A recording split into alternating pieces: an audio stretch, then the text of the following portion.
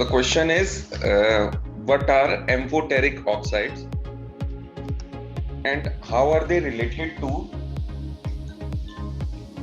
metalloids?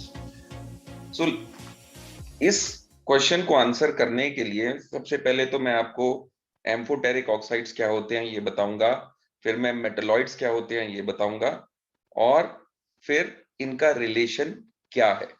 ठीक है, metalloids किस तरह के ऑक्साइड्स फॉर्म करते हैं इसके बारे में मैं आपको बताऊंगा। तो पहले देख लेते हैं एम्फोटेरिक ऑक्साइड्स क्या होते हैं।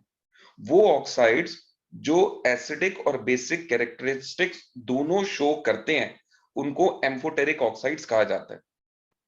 ठीक है, इसका मतलब ये हुआ कि वो एसिड की तरह भी बिहेव कर सकते हैं और बेस की तरह भी बिहेव कर सकते हैं अंडर डिफरेंट सर्कमस्टेंसेस।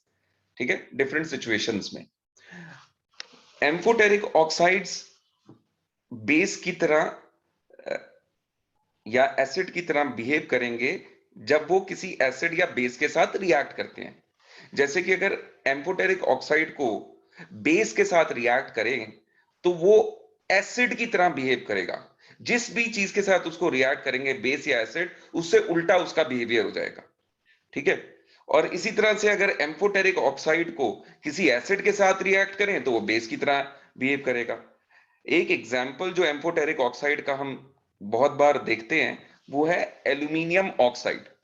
इसके अलावा और भी एग्जाम्पल होते हैं जैसे कि जिंक ऑक्साइड, ये भी एक एम्फोटेरिक ऑक्साइड है।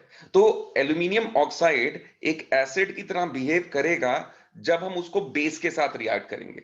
यहां पर मैंने एग्जाम्पल में दिखा रखा है आपको कि एल्यूमिनियम ऑक्साइड को हम एक बेस सोडियम हाइड्रोक्साइड जो कि एक बेस है उसके साथ रिएक्ट कर रहे हैं, तो एक कॉम्प्लेक्स सॉल्ट मिल रहा है हमको जिसका नाम है सोडियम एल्यूमिनेट NaAlO2। ठीक है, कॉम्प्लेक्स सॉल्ट है ये NaAlO2 प्लस वाटर। सो एक ये न्यूट्रलाइजेशन रिएक्शन शो कर रहा है।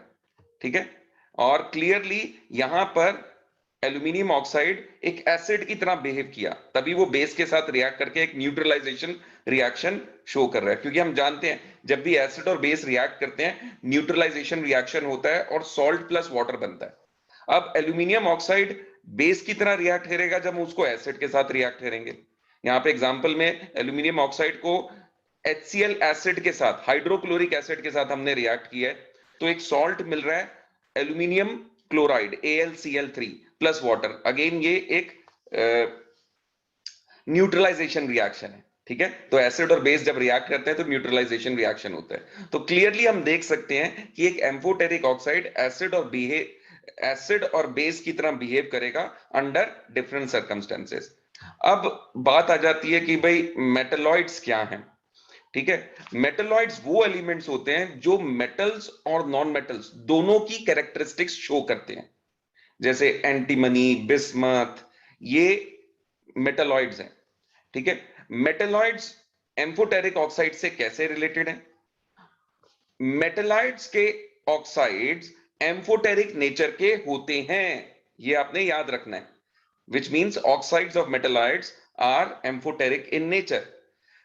इसका मतलब क्या हुआ कि ये बोथ एसिडिक और बेसिक कैरेक्टरिस्टिक्स शो करेंगे। ठीक है, जैसे मेटलॉइड आर्सेनिक का मैं एग्जांपल लूं, AS2O3 आर्सेनिक ऑक्साइड है ये एम्फोटेरिक नेचर का है। सिमिलरली मेटलॉइड एंटीमनी Sb2O3 ये भी एम्फोटेरिक नेचर का होता है।